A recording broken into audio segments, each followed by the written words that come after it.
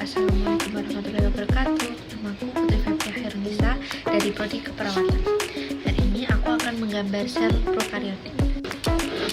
Ciri pertama yang dimiliki oleh sel prokariotik ini adalah sitoplasma dan materi genetiknya tidak bercampur, sehingga membuat materi inti tidak dibatasi oleh membran ini, tapi hanya mengumpul saja di daerah nukleoid. 2. Bahan gen atau DNA yang terletak di dalam sel ini memiliki bentuk cincin bulat. 3. Sel prokariotik hanya memiliki ribosom dan tidak memiliki organel sel yang lain. Struktur sel prokariotik dan fungsinya. Yang pertama ada pili.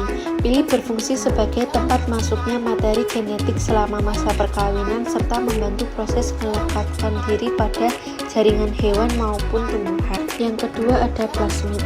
Plasmid berfungsi untuk membawa sifat non-esensial yang berasal dari DNA dan memberikan keuntungan bagi sel prokariotik. Yang ketiga ada ribosom.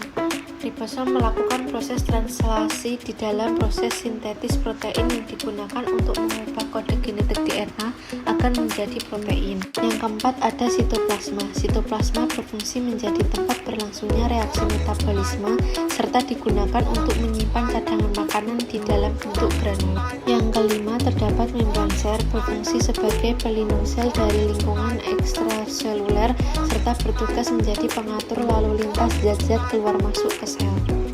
Yang keenam ada dinding sel yang berfungsi sebagai memberi bentuk serta memberikan perlindungan organel internal sel.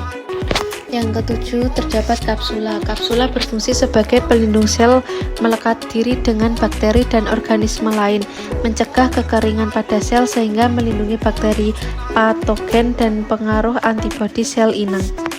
Yang kedelapan terdapat flagella berfungsi sebagai alat gerak pada sel seperti memutar dan melakukan gerakan lainnya. Yang kesembilan terdapat nukleoid. Nukleoid bertugas sebagai inti sel tanpa adanya membran inti dan mengalami kontak langsung dengan sitoplasma.